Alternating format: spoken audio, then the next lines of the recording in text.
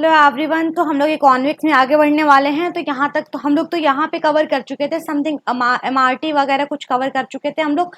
तो अभी हम लोग को जो कवर करना है वो है चेंज इन पीपीएफ, यानी कि प्रोडक्शन पॉसिबिलिटी फ्रंटियर में जो चेंज होता है वो क्यों होता है।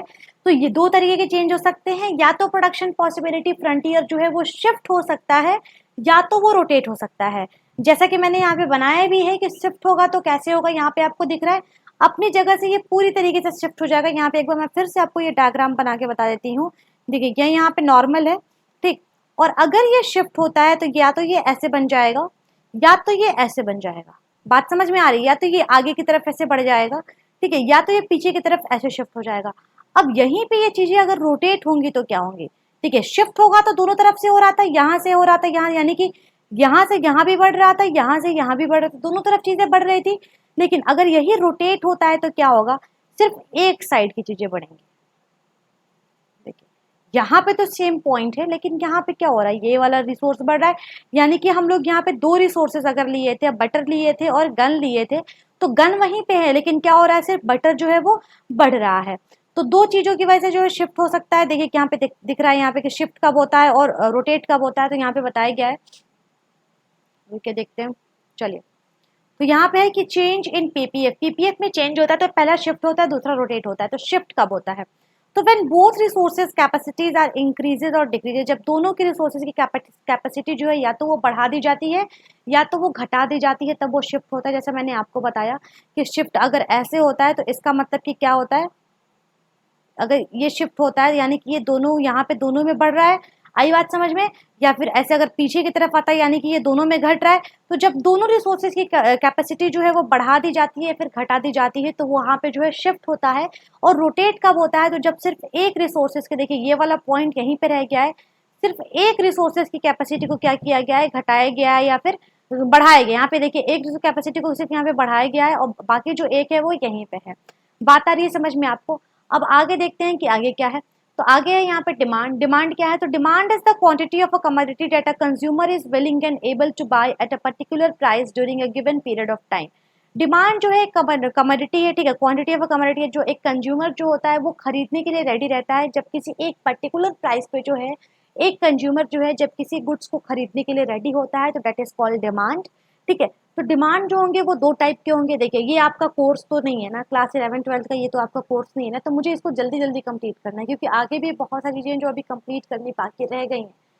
तो हमें ये चीज़ें बहुत जल्दी जल्दी कंप्लीट करनी है। तो प्लीज़ अगर आपको इसको कंप्लीट देखना है तो कंप्लीट भी चैप्टर के लिंक जो है पड़े हुए हैं। अगर नीचे आप जाके इकोनॉमिक्स के चैप्टर ढूंढेंगे 11-12 के, तो सारे चैप्टर के कंप्लीट लिंक पड़े हुए हैं, तो आप वहाँ से जाके देख सकते हैं।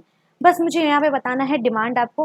तो डिमांड समझ में आ कि जब किसी भी पर्टिकुलर प्राइस पे जब एक कंज्यूमर जो होता है सामान को खरीदने के लिए रेडी होता है, तो दैट इज कॉल्ड डिमांड। कि 10 रुपये पे एक कंज्यूमर जो है वो 2 बिस्किट का पैकेट जो है वो खरीद रहा है, ठीक है। चलिए, अब डिमांड जो होंगी वो दो टाइप की होंगी, एक होगा हमारा इंडिविजुअल डिमांड, दूसरा होगा हमारा मार्केट डिमांड। तो इंडिविजुअल डिमांड क्या होता है? तो देखिए यहाँ पे कि when a single consumer is willing and able to buy at a particular price during given period of time. जब एक सिंगल कंज्यूमर जो है किसी प्राइस पे खरीदने के लिए रेडी हो जाता है, तो that is called individual demand.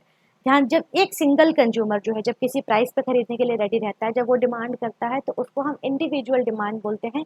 और मार्केट डिमांड का मतलब होता है जब सारे कंज्यूमर जो होते हैं जब किसी पर्टिकुलर प्राइस पे खरीदने के लिए रेडी होते हैं, तो उसको हम क्या बोलेंगे? मार्केट डिमांड बोलेंगे, ठीक है। इंडिविजुअल डिमांड में जो रीडिंग होती है वो सिर्फ एक लोगों की डिमांड की होती है, सिर्फ एक लोगों की डिमांड के बारे में बताया गया होता है। लेकिन जो मार्केट डिमांड होता है, मार्केट डिमांड में जो होता है वो कई लोगों के बारे में बताया जाता है।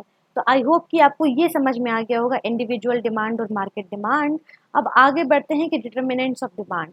डिमांड के जो है कौन कौन से फैक्टर जो हैं, क्या क्या जो है चेंज करते हैं, किस किस वजह से जो डिमांड हमारी जो है वो चेंज होती है। तो सबसे पहला आता है कि price of the given commodity. Obvious सी बात है कि सबसे बड़ा इंपॉर्टेंट फैक्टर जो होता है जो प्ले करता है किसी चीज़ में, किसी डिमांड को घटाने में या बढ़ाने में, तो वो होता है प्राइस। प्राइस जो होता है सबसे ज़्यादा इफेक्ट करता है, हालांकि इंडियन मार्केट में तो खास कर क्योंकि लोग प्राइस को लेके ही जो है जो भी चीज़ें खरीदते हैं और बेचते हैं। तो प्राइस जो होता है सबसे इम्पॉर्टेंट फैक्टर होता है किसी भी डिमांड, किसी भी चीज़ के डिमांड में। तो देखिए जब भी प्राइस कम होता है, ध्यान दीजिएगा, एकदम एक कॉन्सेप्ट बैठाते जाइए अपने दिमाग में, नॉर्मल चीज़ें बैठा दीजिए कि जब भी प्राइस कम होगा डिमांड ज़्यादा होगी। जैसे मान लीजिए कि डेयरी मिल्क जो है वो 10 रुपये वाला अगर 5 रुपये में मिलने लगेगा, तो जहाँ पे आप एक खरीदते थे वहाँ पे आप दो खरीदना स्टार्ट कर देंगे। ठीक है, तो क्या होगा कि जब प्राइस कम होगी तो डिमांड ज़्यादा होगी, और अगर प्राइस ज़्यादा हो जाती है, वही वाला डेयरी मिल्क अगर 15 का हो जाएगा तो जो 10 वाला भी खरीदते थे वो भी नहीं खरीदोगे, बोलोगे अरे बड़ा महंगा हो रहा है, बड़ा लूट रहे हैं सब डेयरी मिल्क वाले, तो नहीं खरीदेगा कोई भी। ठीक है, भले गर्लफ्रेंड बॉयफ्रेंड का गिफ्ट जाए भाड़ में, लेकिन कोई खरीदेगा नहीं उसको। ठीक है, हाँ जो एकदम कह सकते हैं कि एकदम डिस्परेट होंगे उनके लिए वो खरीद सकते हैं, लेकिन हमारे जैसे आप, हमारे और आपके जैसे लोग तो नहीं खरीदेंगे, जितने भी लोग अभी हमसे जुड़े हुए जिनको हम जानते हैं। तो देखिए, तो क्या होता है कि जब भी प्राइसेज जो होती हैं जब कम होती हैं तो डिमांड ज़्यादा होता है, और जब प्राइसेज जो होती हैं वो ज़्यादा होती हैं तो डिमांड जो होता है वो कम होता है। तो ये कॉन्सेप्ट मेरे ख्याल से आपके दिमाग में आ गया होगा, बस इसी पे ध्यान दीजिएगा, प्राइस कम डिमांड ज़्यादा, डिमांड प्राइस ज़्यादा डिमांड कम। ठीक है, इसी को लेके बस आगे बढ़ना है। ठीक है, तो देखिए price of the given commodity समझ में आ गया। अब आता है कि price of the related goods, जो और भी कुछ रिलेटेड गुड्स है उनकी प्राइस से भी असर पड़ता है। तो सबसे पहले आता है सब्सटीट्यूट गुड्स। अब देखो यहाँ पे एक खेल आ जाता है, खेल का एक बहुत बड़ी चीज आ जाती है, दो चीज होती है, एक होता है सब्सटीट्यूट गुड्स और दूसरा होता है कॉम्प्लीमेंट्री गुड्स। सब्सटीट्यूट गुड्स का मतलब होता है वो गुड्स, सब्सटीट्यूट गुड्स का मतलब होता है वो गुड्स जिसको उसके वजह उसके जगह पे यूज कर सकते हैं हम लोग। जैसे डेयरी मिल्क की जगह पे क्या अमूल वाला चॉकलेट यूज कर सकते हैं, तो वो उसका सब्सटीट्यूट हो गया। ठीक है, किटकैट की जगह मंच यूज कर सकते हैं, तो वो उसका सब्सटीट्यूट हो गया। ठीक है, कि अगर ये चीजें नहीं मिलेंगी तो इसकी जगह पे हम ये चीजें यूज कर लेंगे। ठीक है, शक्कर की जगह पे गुड़ यूज कर सकते हैं, तो ये क्या हो गया, ये एक सब्सटीट्यूट हो गया। ठीक है, दूसरा होता है कॉम्प्लीमेंट्री गुड्स। कॉम्प्लीमेंट्री गुड्स का मतलब कि दोनों गुड्स जब एक साथ रखेंगे तभी उसका यूज हो पाएगा। जैसे कि मेरी स्कूटी में पेट्रोल डलवाएंगे तभी, अब तो इलेक्ट्रिक वाला आ गया था, तो इलेक्ट्रिक वाले को छोड़ो, अभी तो मेरे पास स्कूटी नॉर्मल है, तो स्कूटी में जब पेट्रोल डलवाएंगे तभी तो चलेगा। तो इन सब्सटीट्यूट गुड्स और कॉम्प्लीमेंट्री गुड्स, इन दोनों के प्राइसेस में काफ़ी अगर इनमें चेंजेस ज़्यादा आते हैं तो इसकी वजह से डिमांड में भी चेंज आता है। जैसे एग्जांपल देखो, मैंने क्या बताया सब्सटीट्यूट गुड्स में, किस चीज़ का बताया एग्जांपल, जैसे मैंने बताया शुगर का और जैगरी का, मतलब गुड़ और शक्कर का। ठीक है, ये सब्सटीट्यूट गुड्स हैं। ठीक है, मतलब कि अगर शुगर नहीं है घर में तो शक्कर यूज हो जाता है, सॉरी यार, शक्कर नहीं है तो गुड़ यूज हो जाता है, गुड़ नहीं है तो शक्कर यूज हो जाता है, होता है। तो देखिए, अगर शुगर की प्राइस बढ़ती है, जैसे शुगर की प्राइस अगर 30 थी और बढ़ के अगर वो 40 हो जाती है, तो क्या होंगे लोग, लोग जागरी की तरफ भागेंगे, गुड़ की तरफ भागेंगे, चलो यार शुगर महंगा हो रहा है, गुड़ से ही काम चला लिया जाएगा। ठीक है, तो लोग उसकी तरफ भागेंगे। अब दूसरी चीज यहाँ पे आती है कॉम्प्लीमेंट्री। अब कॉम्प्लीमेंट्री का क्या कहना है, अगर जैसे कि मैंने बताया पेट्रोल और मेरी स्कूटी, देखिए यहाँ पे जो रिलेशन था वो बिल्कुल अपोजिट था। अगर नॉर्मल अगर जो प्राइस है गुड्स के वो बढ़ जा रहे हैं तो सब्स्टिट्यूट गुड्स की डिमांड जो होगी वो ज्यादा हो जाएगी। ठीक है, ध्यान दीजिएगा, अगर सब्स्टिट्यूट गुड्स के मान लो प्राइस बढ़ जाता है तो नॉर्मल गुड्स सब, इन लोगों में जो रिलेशन है वो बिल्कुल उल्टा है। ठीक है, अगर एक के प्राइस बढ़ रहे हैं तो एक की डिमांड जो होगी वो ज्यादा हो जाएगी। ठीक है, अब यहाँ पे कॉम्प्लीमेंट्री गुड्स की बात करते हैं। तो कॉम्प्लीमेंट्री गुड्स में क्या होता है कि अगर पेट्रोल का दाम बढ़ेगा, ठीक है, तो जहां हम दिन भर लेके डगमग डगमग डगमग डगमग डगमगाते थे वो हम घूमना कम कर देंगे। ठीक है, स्कूटी लेके जाना कम कर, 100 रुपए तो पेट्रोल पहुंच ही गया, तो स्कूटी लेके घूमना बंद कर देंगे। ठीक है, ज्यादा घूमना बंद कर देंगे, यूज करना कम कर देंगे। तो क्या हो जाएगा, अब लोग क्या करेंगे कि अब तो लोग स्कूटी भी नहीं लेंगे पेट्रोल वाली, ठीक है, नहीं लेंगे ना, अब तो लोग इलेक्ट्रिक वाले की तरफ भागेंगे। तो अब क्या होगा, स्कूटी की भी डिमांड खत्म हो जाएगी, अरे यार बहुत ज्यादा तेल लग रहा है स्कूटी में, कौन खरीदने जाएगा, तो स्कूटी की भी डिमांड क्या हो जाएगी, कम हो जाएगी। देखिए एक के प्राइस की वजह से दूसरे की डिमांड में क्या हो रही है, कमी हो रही है। एक का प्राइस जब घट रहा है तो दूसरे की डिमांड भी क्या हो रही है, घट जा रही है। तो ये कॉम्प्लीमेंट्री गुड्स हैं, ये डायरेक्टली जो है वो क्या, डायरेक्टली जो है क्या है, ये एक दूसरे से जुड़े हुए हैं। ठीक है, यहाँ पे मैंने उल्टा बोल दिया, यहाँ पे एक का प्राइस अगर बढ़ रहा है तो दूसरे वाले की डिमांड क्या हो जा रही है, घट जा रही है। लेकिन सब्स्टिट्यूट गुड्स में क्या है कि अगर एक का प्राइस बढ़ रहा है तो दूसरे वाले का डिमांड भी क्या हो जा रहा है, बढ़ जा रहा है सब्स्टिट्यूट गुड्स में। लेकिन कॉम्प्लीमेंट्री गुड्स में क्या है कि अगर एक का प्राइस जहां बढ़ेगा, ठीक है, दूसरे वाले की डिमांड क्या हो जाएगी, कम हो जाएगी। चलिए, यहाँ पे जो तीसरा आता है वो है income of the consumer. Consumer का इनकम क्या है, तो देखिए अगर कंज्यूमर का इनकम ज़्यादा होता है तो वो ज़्यादा स्पेंड करता है, ज़्यादा उसकी डिमांड आती है। ठीक है, और अगर कंज्यूमर का इनकम कम है तो उसकी डिमांड भी जो होगी वो कम होती है। इसके बाद आता है टेस्ट एंड प्रेफरेंस। अगर किसी कहीं का टेस्ट अगर ज़्यादा हो देखते हो वहाँ पे बहुत ज़्यादा भीड़ होती है। किसी रेस्टोरेंट वगैरह को ले लो, अगर वहाँ पे टेस्ट उसका सबको पसंद आ जाता है तो वहाँ पे बहुत ज़्यादा भीड़ होती है, ठीक है, बिल्कुल पैर रखने के लिए जगह नहीं होती है। इसके बाद आता है हमारा expectation of change in price in future. अगर अब हमें ये पता चल जाता है कि अगर फ्यूचर में आने वाले टाइम में जो है प्राइसेस चेंज होने वाले, अब प्राइसेस या तो बढ़ भी सकते हैं या तो घट भी सकते हैं।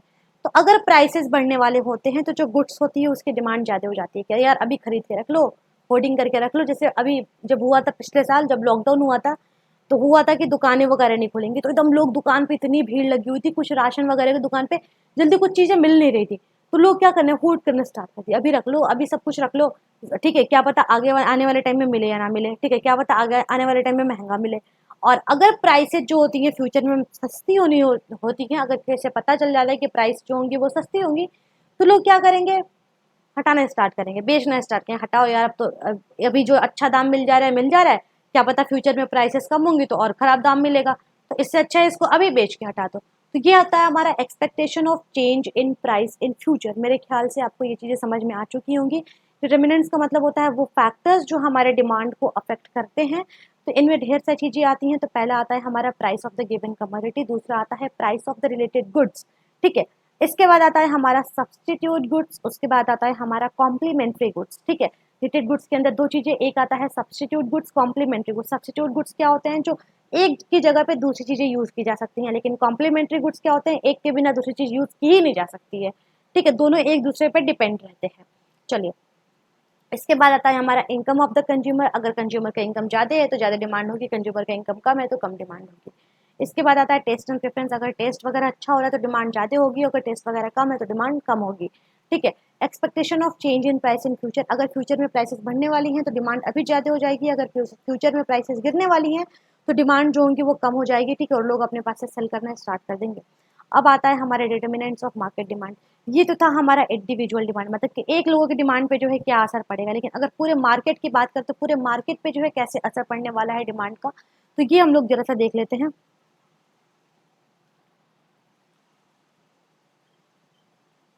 चलिए, determinants of market demand. Market demand में क्या क्या चीज़ें आती हैं, तो पहला आता है साइज एंड कॉम्पोजिशन, ठीक है, पॉपुलेशन का साइज क्या है, ठीक है, पॉपुलेशन कितना है। अगर मान लो कि किसी गांव में तो पॉपुलेशन वगैरह तो थोड़ा कम ही होता है, शहर वगैरह में थोड़ा सा ज़्यादा होता है, इतनी सी जगह में इतने ढेर सारे लोग रह जाते हैं, गाँव में इतनी इतनी जगह पे कहीं कोई नहीं दिखाई देता है।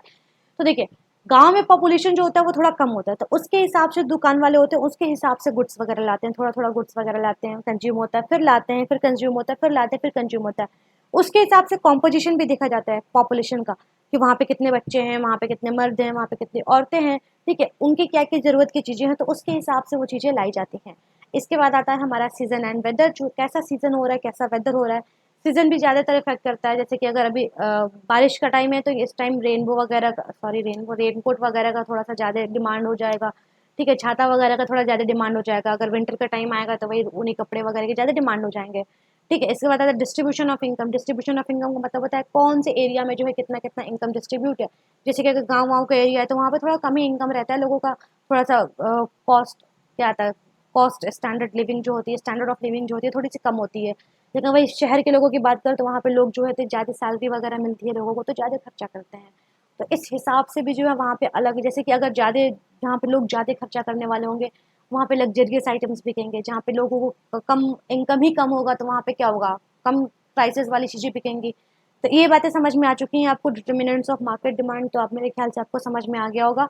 जिसमें आता है साइज एंड कॉम्पोजिशन, मतलब कि पॉपुलेशन का साइज कितना है, उसके साथ साथ कॉम्पोजिशन कितना है, यानी कि कितनी औरतें हैं, कितने बच्चे हैं।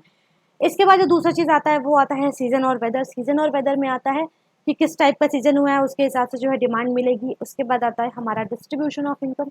डिस्ट्रीब्यूशन ऑफ इनकम का मतलब इनकम कहाँ पे कितना डिस्ट्रीब्यूटेड है, मतलब कि वो सोसाइटी जो है वो कैसी है, मतलब जो एरिया है वो कैसा है, बहुत रिच क्लास है या फिर पुअर क्लास है।